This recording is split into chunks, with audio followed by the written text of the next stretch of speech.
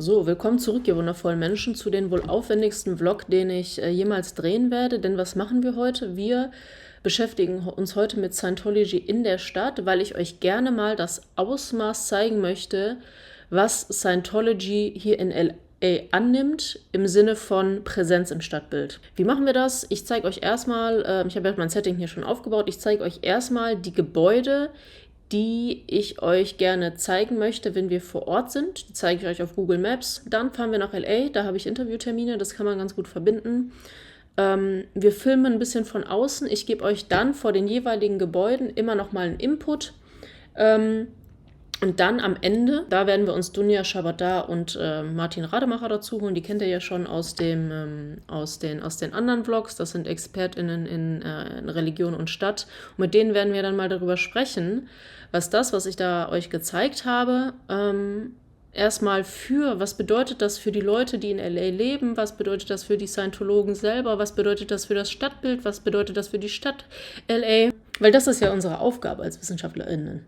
Ja, dass wir das abstrahieren und gucken, was das für eine Bedeutung hat. Ne? Und nicht nur zu sagen, okay, da steht eine Kirche, wow, krass, okay. Ne? Sondern da gehört ja noch viel mehr dazu. Genau, das ist der Plan.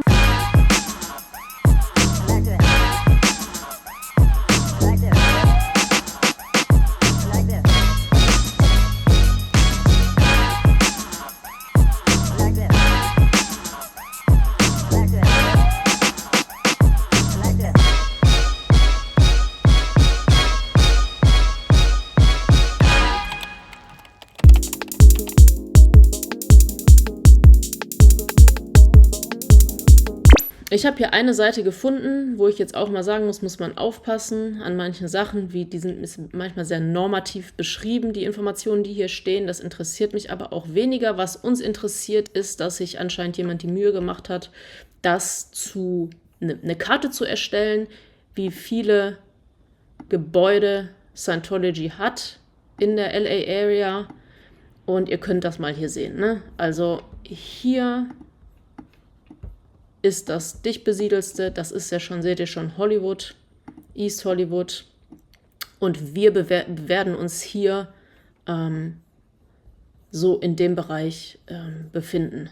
Und wir fangen an mit der Church Tour mit dem Gebäude Author Service Inc. Sage ich jetzt noch nicht mehr so viel zu, nur damit ihr das einmal seht. Ist auf dem Hollywood Boulevard. Das ist hier das Gebäude. Dann gehen wir rüber zum Information Center. Ja, das ist das Information Center. Das ist hier, auch auf dem Hollywood Boulevard. Dann werden wir ins Auto steigen und uns das Blue Building angucken. Das kennen alle von euch. Also das ist ja das, was auch immer in der Presse und so weiter kommt. Und das ist auch die berühmte Aufnahme. Aber das ist eigentlich gar nicht die Kirche, sondern das ist, wo die Scientologen selber wohnen. Also man kann hier auch drin wohnen. Ja, wie in einem Kloster so ein bisschen, ne? Und die eigentliche Kirche, ja, die ist nämlich hier vorne. Das ist die eigentliche Kirche. Seht ihr das? Das ist der Eingang der Kirche. Und viele zeigen immer das hier hinten. Aber das ist gar nicht die Kirche, sondern das ist die eigentliche Kirche. Da ist eine Advanced Organization. Und da muss ich euch, glaube ich, auch nochmal einen Input geben. Man kann bei Scientology, und das ist auch wichtig für den Vlog, man kann nicht in jeder Kirche alle Stufen auf der Brücke erreichen. Sozusagen, man muss Church Hopping machen. Man muss wandern sozusagen. Und ich habe es mir jetzt hier aufgeschrieben.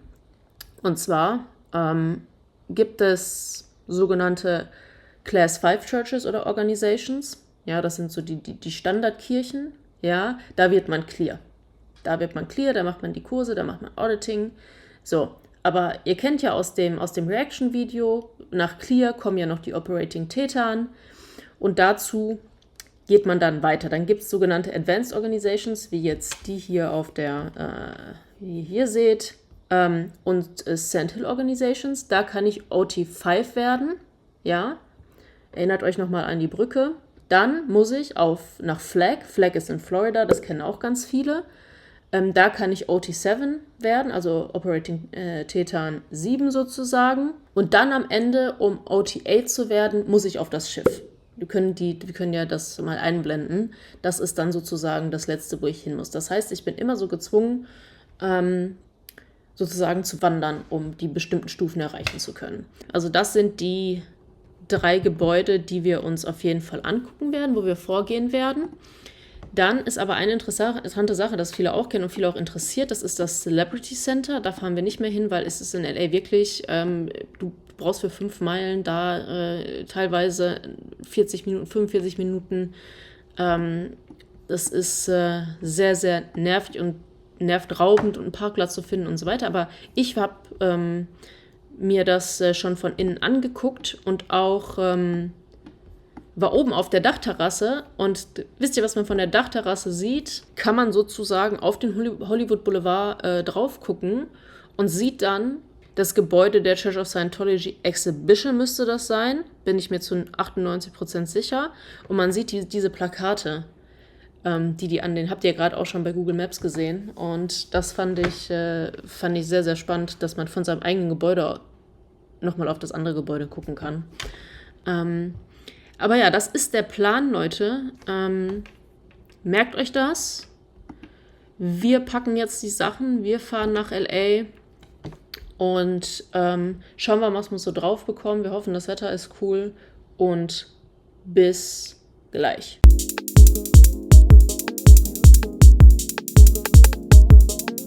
So, wir gehen jetzt gleich zu dem ersten Gebäude. Wir machen das jetzt hier in so einer Seitenstraße, weil es wird gleich mega crowded in Hollywood sein. Deswegen ist es auch sehr, sehr schwer, da vor diesen Gebäuden zu filmen, weil wir die nicht ganz drauf bekommen, da 1000 Leute gehen, 1000 Autos fahren. Also wir gehen zum ersten Gebäude. Dieser Tour, das ist das Author Inc. Gebäude. Das ist das Gebäude, wo ein Verlag drin ist, der sich nur um die Publikation von den Büchern von L. Ron Hubbard kümmert, und zwar die Science-Fiction-Bücher und die Pulp-Fiction-Bücher, weil viele das wissen wahrscheinlich viele ist, dass Hubbard auch Science-Fiction-Bücher geschrieben hat und auch Pulp-Fiction, also Pulp-Fiction, wie meine Oma sagt, das sind Groschenromane. In dem Gebäude, wie gesagt, ist dieser Verlag drin und von außen sieht man auch Bücher, diese Bücher sind ausgestellt. Und es gibt nicht nur diese Science-Fiction-Bücher in diesem Gebäude, sondern auch Theaterstücke zu einem Buch, was Hubbard geschrieben hat. Das habe ich gesagt, Battlefield Earth, die da wöchentlich, also finden Lesungen und Theaterstücke statt, kann man sich da angucken. Und interessant ist, dass Andreas Grünschloss war das, der hat in einem Handbuch für neue religiöse Bewegungen Artikel zu den Science-Fiction-Büchern von L. Ron Hubbard veröffentlicht. Und die Quintessenz ist einfach, dass man bei Scientology das Verschwimmen hat von Religion und Science-Fiction. Weil das, was Hubbard in den Science-Fiction-Büchern schreibt, findet man teilweise auch in den Lehren und Glaubenspraktiken der Scientologen wieder. Ne? Und jetzt kann man wieder sagen, ja, aber das ist doch ein Quatsch. Aus religionswissenschaftlicher Perspektive, wie gesagt, das sagen wir nicht, ist es spannend, weil das auch genau das widerspiegelt, was ich gesagt habe in dem letzten Reaction-Video mit dem Transhumanismus. Ja? Also dieses Anstreben, ein enhanced human being zu sein, ja, die menschlichen, das menschliche Können sozusagen zu sprengen, um dann ein besserer Mensch sozusagen zu werden, mit modernster Technik, was die Scientologen natürlich haben. Wir gehen jetzt los, gucken uns das Gebäude an, wir machen ein paar Schnittbilder, gucken, was wir filmen können, ob wir nicht plattgefahren werden, und dann gehen wir dann schon weiter zum nächsten Gebäude.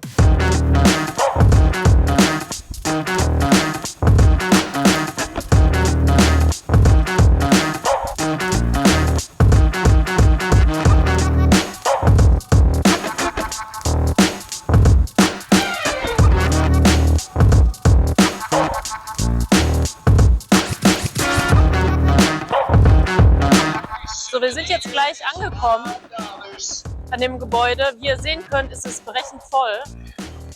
Und ich mache ein paar Schnittbilder von außen, damit ihr so einen Eindruck gewinnt, und dann gehen wir schon weiter zum nächsten, weil das einfach unmöglich wird, hier zu filmen.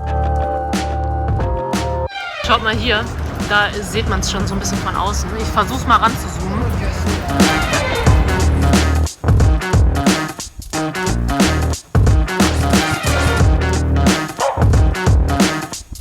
hier ist dieses Battlefield Earth, was ich gesagt habe. Hier sind auch so, ich glaube, das sind sogar die Filmplakate davon. Da ist das Buch. Wie gesagt, hier ist das ganze Gebäude.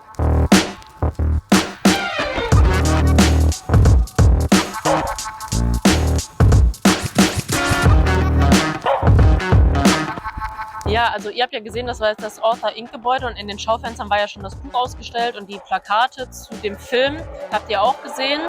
Wichtig ist, glaube ich, noch, ihr habt gesehen, das war direkt da an der Ecke Hollywood Boulevard und auch wieder ein sehr historisches Gebäude. Also sehr, sehr, sehr präsent im Stadtbild. Ne? Und das war jetzt am einen Ende, also da hat der Hollywood Boulevard quasi angefangen, also am Ende quasi sozusagen, und in die Richtung geht der weiter. Dazu werde ich dann, wie gesagt, mit Martin oder mit Dunja oder mit beiden nochmal was zu sagen zum Frame im Stadtbild, aber wir gehen jetzt erstmal weiter zum nächsten Gebäude.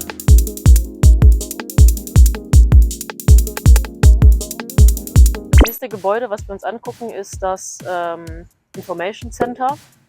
Das Information Center ist, wie der Name schon sagt, ein Informationscenter, wo sich Leute über Dianetik und Scientology informieren können. Ihr müsst euch vorstellen, dass in jeder Church oder in jeder Org immer Informationscenter unten drin sind mit verschiedenen Boxen, wo ein Fernseher ist, rechts und links flankiert von Bildern, und da laufen verschiedene Videos, die man sich angucken kann. Ich weiß nicht, man kann sich über Dianetik informieren, über L. Ron Hubbard, über die Symbole und so weiter, und das ist in jeder Kirche gleich. Und das gucken wir uns von außen jetzt an, das Gebäude. Interessant auch wieder, ein sehr historisches und prestigereiches Gebäude, wenn man so will. Da war vorher das Christie's Hotel drin. Das ist im Georgian Revival-Style gebaut, also ein bisschen angelehnt an den Klassizismus. Also gerade Form, gerade Linie, sehr wuchtig, sehr klar gebaut. Und dieses Christie's Hotel, das war der erste Wolkenkratzer in Los Angeles. Und das wiederum wurde dann von Scientology aufgekauft und umgebaut. Und wir gucken jetzt mal, wenn wir da hingehen, weil als ich das erste Mal da war vor ein paar Tagen, hatte das zu unten. Und es kommt nämlich eine Side Information in Los Angeles gerade. Es gab so eine riesen Protestwelle zu Scientology. Also es wurden TikToks gedreht vor den Scientology-Gebäuden. Und ich vermute mal, dass es daran liegt, ich meine, wir sind hier im Mekka von Scientology. Es ist, wie gesagt, sehr, sehr, sehr präsent. Und gerade hat Scientology einige Lawsuits, die auch in Los Angeles ausgetragen werden, was dann vermutlicherweise zu diesen Protesten geführt hat. Da das für meine Dissertation nicht wichtig ist, gehe ich solchen Sidequests nicht immer unbedingt nach. Ich gucke immer nur, inwiefern bedingt das oder inwiefern brauche ich das für meine Dissertation. In diesem Fall brauche ich das eher für diesen Vlog, ja, damit ich euch ein bisschen was dazu sagen kann. Das nur mal so als kleine Side-Note. Wir gucken uns das Gebäude jetzt an.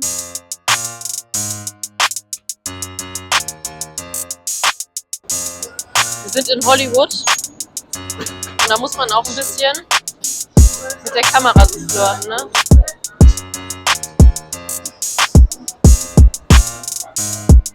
Im Kinomodus anhaben.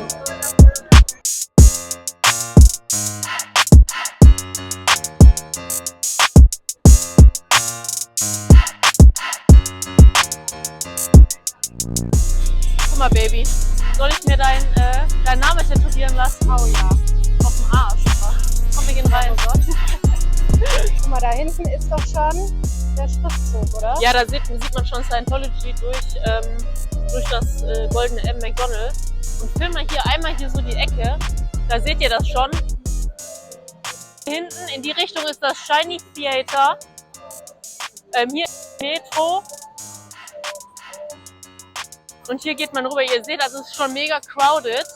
Und wieder sehr, sehr, sehr präsent im Stadtbild. Wir gehen jetzt mal los und versuchen es irgendwie drauf zu bekommen.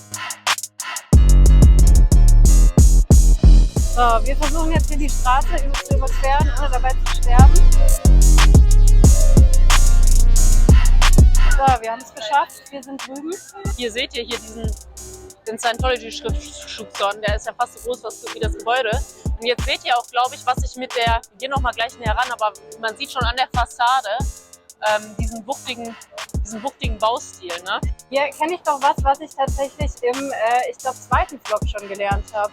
Ja, hier das Symbol. Leute, geht zu dem zweiten Video zurück, wo ich das Interview mit Sally halte, weil das ist ja präsent, ne? Dieses Scientology-Symbol. Da müsst ihr zurückgehen, da erklärt Sally das. Ich sage auch noch was dazu. Aber ihr seht, ne, Riesenplakat, Riesenschriftzug an diesen Bau dran geklopft. Und wir gehen jetzt mal vorbei und dann sieht man eigentlich, wie man vor dem Gebäude ist, wie unscheinbar das ist, weil bei dieser Bauart ist es auch so, dass sie besonders wirkt von weit weg. Ne? Klar, man hat diesen Eingang, aber wie gesagt, das ist eigentlich das Gebäude an sich, was wirkt, ne? Mit diesem riesen Plakat da dran. Ne? Und direkt gegenüber geht es weiter mit dem Souvenirshop.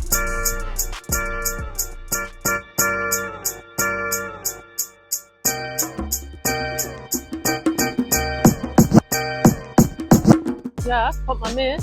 Kommt mal mit, kommt mal mit, kommt mal mit.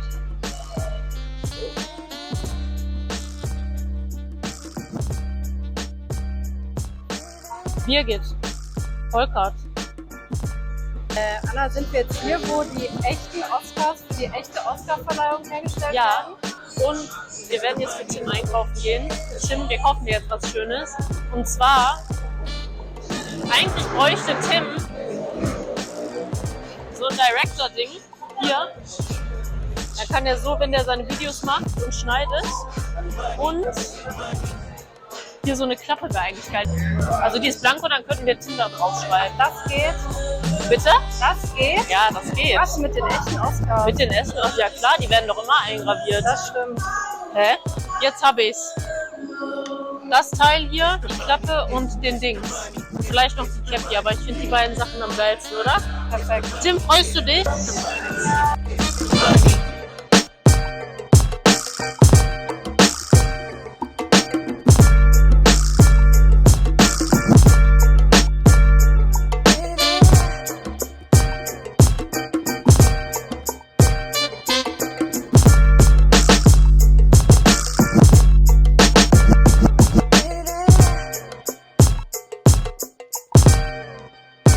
Also wir haben tatsächlich einen Parkplatz gefunden.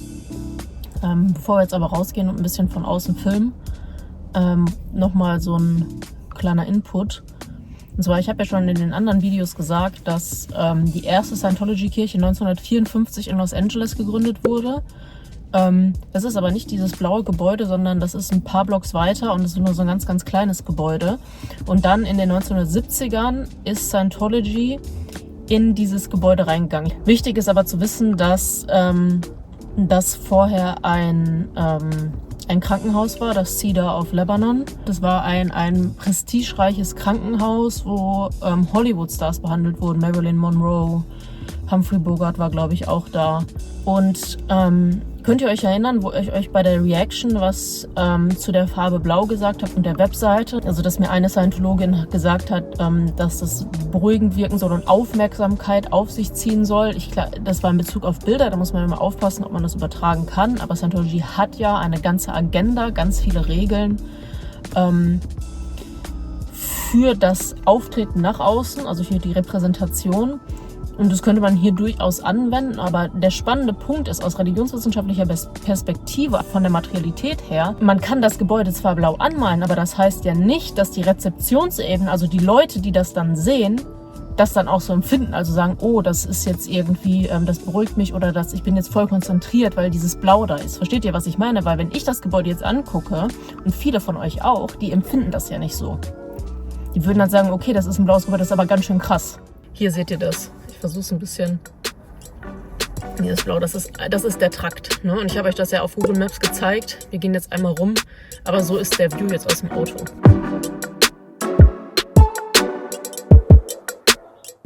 Ich glaube, man kriegt das gar nicht so. Ich kriege das nicht so raus. Hier ist Scientology, das seht ihr ja. Aber es wirkt, stimmt's? Es wirkt krasser als wir das jetzt auf der Kamera festhalten können. Ne? Ja, und das ist jetzt, wie gesagt, der Wohntrakt. Ne? Das habe ich ja auch schon erklärt. Diese U-Form, die so ein bisschen nach außen weggeht. Und hier seht ihr die Advanced Organization. Davon habe ich euch ja auch schon erzählt, was das bedeutet. Ne? Jetzt hier nochmal ein anderer Winkel, Leute, aber ihr könnt euch das nicht vorstellen. Ich versuche mal, weiter raus kann ich leider nicht zoomen. Das ist brutal. Hier ist der L1 Hubbard Way. In den 90ern wurde das zum Beispiel umbenannt. Das ist jetzt hier die eigentliche Kirche, auf die wir gucken. Ne? Das müsst ihr euch merken. Und da seht ihr hinten das Kreuz. Da ist wieder der Flügel, der Trakt, wo die Leute wohnen. So, wir sitzen wieder im Auto und ich will jetzt noch mal einmal was sagen zu den abgehangenen Fenstern. Ich kenne keine Scientology-Kirche, wo man direkt reingucken kann. Und da gibt es ja auch im Diskurs Stimmen, die sagen, ja, man weiß nicht, was darin vorgeht. Ne? Das ist eher gruselig, kann man so sehen. Aber auf der anderen Seite kann man natürlich genauso sagen, okay, Scientology ist keine sehr niedrigschwellige Religion. Das heißt, wenn ich Informationen zu Scientology möchte, also physisch, nicht auf der Internetseite, muss ich halt reinkommen und mir selber ein Bild davon machen. Ne? Und dann nochmal, um nochmal von der Rezeptionsebene zu sprechen, das ist, was Scientology womöglich damit aussagen möchte. Jetzt, ich versuche das zu framen und zu analysieren, was aber natürlich, wie ich gerade gesagt habe, wie mit dem Blauen auch nach hinten losgehen kann, dass Leute sagen, ja, ihr hängt da alles ab und so, ihr macht da irgendwas. Da geht nicht mit rechten Dingen zu und da wollen wir gar nicht reinkommen, versus Scientology sagen oder auch Scientology-Interessierte, hey, ich will da rein, ich bin neugierig, ich will wissen, was ihr da für Technologien habt, was ihr da macht, was ist denn eure Religion, ne? Das ist nochmal ein Takeaway. Wir sind durch mit der Tour.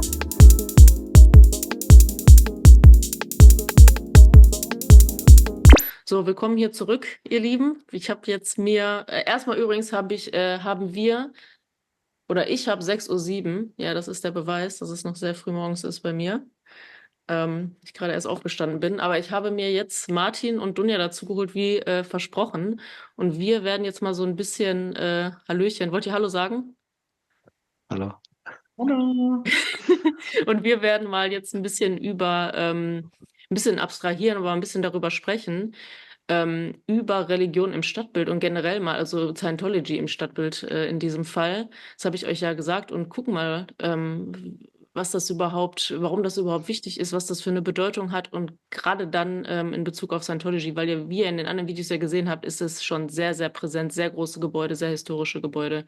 Und da sind hier die beiden Experten am Start. Und vielleicht könnt ihr ja erstmal überhaupt, damit die Leute einen Überblick haben, so in einer Minute oder 45 Sekunden sagen, warum Religion im Stadtbild überhaupt relevant ist. Warum machen wir was darüber? Oder warum gucken wir uns das an? Ja, also ich glaube, dass wir Religion im Stadtraum überhaupt interessant finden, hat zum großen Teil sozusagen theoriegeschichtliche Gründe. Also man hat ja lange so Säkularisierungsthese vertreten und dann die Städte waren das Paradebeispiel für säkularisierte Umwelt. Irgendwie Urbanität ist sozusagen das Gegenteil von Religion. Das wurde relativ lange, 50er, 60er, 70er Jahre so vertreten und dann hat man aber gemerkt, das wird in der letzten Zeit eben sehr deutlich vertreten, dass das gar nicht so ist. Also Religion ist in den Städten nach wie vor präsent und auch sehr vital und trägt dazu bei, dass urbane Räume sozusagen diverser werden und sich transformieren. Und das ist in vielen Städten relevant, mit vielen verschiedenen Religionsgemeinschaften, aber so gerade für LA, das haben wir ja von Anna jetzt gesehen, da ist halt Scientology ein sehr sichtbarer Faktor im Stadtbild. Deshalb wird das so interessant. Und ich kann euch ja mal, ich mache noch mal hier zeig noch mal die Karte. Und ich habe in meinen Vlogs ja ähm, auch ganz oft gesagt, so ja, das sind ja historische Gebäude und Scientology hat die historische Gebäude so in den 70er, 80ern aufgekauft, die sehr prestigereich sind, um Geschichte, so in der Vision von Hubbard, um Geschichte weiter fortzuführen, wichtige Gebäude irgendwie zu renovieren und zu erhalten und so. Ist das irgendwie nur so ein Scientology-Ding oder würdet ihr auch sagen, sieht man das bei anderen Religionen auch? Also ich glaube zum einen, also da kann man jetzt verschiedene Sachen zu sagen. Ne? Die Tatsache, dass Scientology diese Gebäude kauft und wie du sagst, gerade die historischen Gebäude, das wird sicher auch wirtschaftliche Gründe haben, nicht nur, aber auch wirtschaftliche Gründe. Ein anderer Grund, den ich mir vorstellen kann, ist, dass Scientology sich sozusagen in das Stadtbild einschreiben will. Es ist ja keine historische Religion, die irgendwie auf eine jahrhundertealte Geschichte zurückblickt. Also greift man das, was an historischer Bausubstanz da ist, möglicherweise auf. Ja, das ist nur eine Hypothese. Und dann kommt aber noch hinzu die Frage nach der Sichtbarkeit dieser Gebäude. Du hast uns das ja auch gezeigt. teilweise sind die nicht markiert, ja, oder eher unscheinbar markiert als Scientology, oder dass sie im Besitz von Scientology sind. Und Außer, was ich, das fand ich, sorry, und außer, das fand ich noch schon, außer, es ist gewollt, ne? Wenn es halt zum Beispiel ja, eine Kirche ist, das wissen auch nicht viele, dass ja nicht alle der Räume, würden wir jetzt sagen, oder Martin, dass ja auch sakrale Räume sind, sondern auch halt Managementgebäude sind. Dann haben wir diese Media Production. Und wenn es eine Kirche ist, dann wird es halt sichtbar gemacht. Jetzt kann man sich natürlich die Frage stellen, oder da kann man halt drüber sprechen, was macht das denn mit den, also es sind ja sehr viel, sie sind sehr präsent im Stadtbild, die Leute wissen jetzt nicht, dass das alles nicht Kirchen sind, die Leute gehen davon aus, okay, das sind alles Kirchen, Scientology ist so krass vertreten. Ich würde jetzt einfach mal sagen, dass wenn man so viele Scientology-Gebäude hat, denkt man natürlich, okay, LA ist irgendwie, ich würde sagen, die Scientology-Hochburg, wo ganz viele ScientologInnen wohnen. Das hat ja auch was mit Macht zu tun, und mit irgendwie, sagt man, Dominanz in der Stadt. Und das kann dann schon irgendwie so wirken, als ob Scientology extrem vertreten ist, also auch menschlich. Also es sagen ganz viele aus der Gemeinde dann auch da leben, was ja mitunter gar nicht so sein muss. Und was ich auch spannend finde, das blaue Gebäude ist ja auch ungenutzt. Das sind ja ganz viele ungenutzte Gebäude. Und das haben wir ja, Martin, in unserer Forschung eher gesehen, dass die Kirchen und Moscheen und Synagogen, die gebaut wurden in Deutschland in den letzten Jahren, eher neu gebaut wurden. Also das ist ein Wunsch, es neu zu bauen. Es gibt natürlich auch viele Gemeinden, die umnutzen, aber dieser Neubau ist eigentlich schon immer so ein Ziel, weil er eben dann die Möglichkeit bietet, sich auch so auszudrücken, wie das in der religiösen Form gewünscht ist. Ne? Also zum Beispiel jetzt mit Minaretten oder mit Kuppeln oder so. Und das ist natürlich bei einer Umnutzung schwieriger. Und das finde ich interessant. Aber du hast ja auch gesagt, dass die ganzen ungenutzten Gebäude auch viel so, ich sag jetzt mal, weltliche, säkuläre Rollen haben, wie Druckhaus oder Medienproduktion oder so, ne? Mhm. Und da finde ich noch spannend, dass ja die Kirchen nicht willkürlich gewählt werden, also wo religiöse Praxis stattfindet, weil das ja alles einem Ideal folgt, einem Ideal von L. Ron Hubbard, also LRH. Und das heißt, es ist ein langer Prozess, bis Kirchengebäude eigentlich bezogen werden. Das heißt, selbst wenn jetzt bei dem Gebäude oder auch in Ventura zum Beispiel, guckt man sich die Gebäude an. In den meisten Fällen, wie ich das jetzt, ist klar, es gibt immer Ausnahmen, in den meisten Fällen bauen sie nicht selber, sondern sie ziehen in ein Gebäude rein, wird da erstmal, also in Ventura hat man 10 Jahre gesucht, bis man ein Gebäude bezogen hat, weil es muss das perfekte Gebäude sein, es muss die Informationscenter müssen an der gleichen Stelle sein. Es muss dieser Weg gegeben sein. Wenn ich reinkomme, muss ich die Leute durch das Informationscenter führen können. Die Räume müssen eine gewisse Anordnung haben. Es muss eine gewisse Anzahl von Etagen geben. So und so viel, wenn, sage ich mal, haben die 100 Staff-Member, also Mitarbeiter, dann muss irgendwie so und so viel Quadratmeter sein. Es muss alles, diese perfekten Abläufe, dieses transhumanistische, ich kann alles kontrollieren, ich kann alles besser machen. Also Kontrolle nicht negativ gewertet, sondern Kontrolle im Sinne von Optimierung. Und da finde ich es dann eigentlich spannend, dass man sich dann eigentlich in solche Gebäude quetscht, wenn man eigentlich sie auch neu bauen könnte.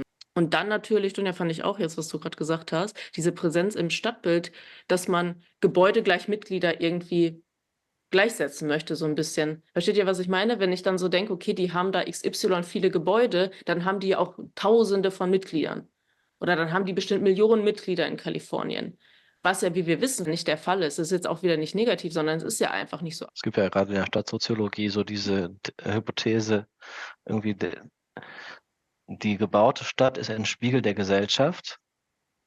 Ne? Und wenn man das jetzt mal so überträgt, also vom Anspruch her, von der Intention von Scientology, könnte das ja so sein, ja, man möchte der Gesellschaft einen Spiegel vorhalten und materialisiert sozusagen die Präsenz durch den Ankauf und die Umnutzung von Immobilien. Sicher auch um so einen Anspruch, ne? so einen ja, gesellschaftlichen Anspruch zu markieren. Ne? Irgendwie die Optimierung, Perfektionierung der gesamten Stadtgesellschaft einfach durch Anwesenheit. Das Ja, und kann so von der Intention dahinter stecken.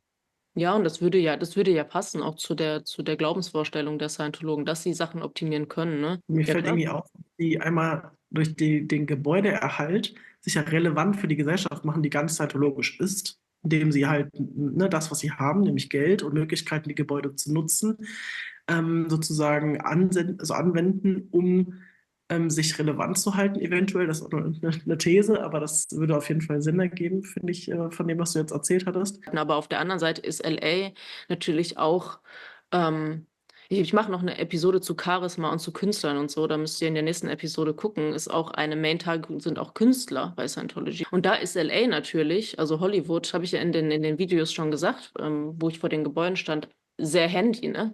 Du bist im Zentrum der Leute, die du da erreichen willst, die müssen dann nur in ihre Limousine steigen, können in ihr Celebrity Center fahren und können dann da religiöse Praxis machen. Und auch Celebrity Center allein, dass es schon das gibt, fand ich auch interessant. Und das ist nicht im Stadtbild, sondern das ist ein bisschen außerhalb so. Ne? Also da sind die unter sich sozusagen so. Ja, wenn du jetzt irgendwie, du bist special oder du bist berühmt, ich weiß, du willst nicht, dass du erkannt wirst oder dass Leute Selfies machen. Hey, wir haben hier noch ein Gebäude für dich. Das kann dich nicht abhalten, zu uns irgendwie zu kommen und Mitglied zu werden. So. Die haben ja für alles dann irgendwie, für jedes Problem so ein Gebäude sozusagen. Ne? Wir sehen das auch in Deutschland zum Beispiel. Also die Kirchen wollen auch nicht ihre Gebäude verlieren. Also zumindest zum Teil nicht. Manchmal geht es nicht anders. Aber es ist dann schon auch gerade so relevante Gebäude, die sag ich mal, stadträumlich relevant stehen und zentral, die will man auf gar keinen Fall so verlieren. Die renoviert man auch oft sehr gut und kümmert sich darum, weil sie eben auch eine Art und Weise der Kommunikation nach außen hin sind. Wir sind da, wir sind relevant, wir haben eine Rolle in der Gesellschaft, was sich durch die Positionierung im Stadtraum eben auch darstellt. Ja, und wir haben ja zum Beispiel auch dieses Anstreben nach, dass jede Kirche ideal wird. Also ideal ist das, was du halt erreichen möchtest mit deinem Gebäude, dass es denen entspricht, wie es sein soll, nach LRH. Ne? Also ein bisschen, es ist sehr polemisch bei mir, aber Krieg der Gebäude sozusagen. Jede Kirche möchte irgendwie das perfekte Gebäude haben, den perfekten Staff und so. Ne? Und in Kalifornien ist jede Kirche ideal. Also das sagt ja schon dann alles aus, ne? Also dann hast du ja das erreicht, was du erreichen wolltest. Und wenn mehr Staff kommt, dann müssen die wieder raus aus dem Gebäude und wachsen oder irgendwas umbauen. Ja, dann danke ich euch, dass ihr euch die Zeit genommen habt. Ich hoffe, Leute, ihr konntet mal wieder ein bisschen was lernen. Und Martin und Dunja haben euch ein bisschen mal Religion in der Stadt näher gebracht und auch für Scientology, damit man da mal ein bisschen ein anderes Sensibilität und Verständnis für bekommt. Dass es nicht immer nur die religiöse Praxis ist, sondern dass Materiality matters. Und dann sehen wir uns beim nächsten Vlog. Tschüss! Tschüss! Ciao.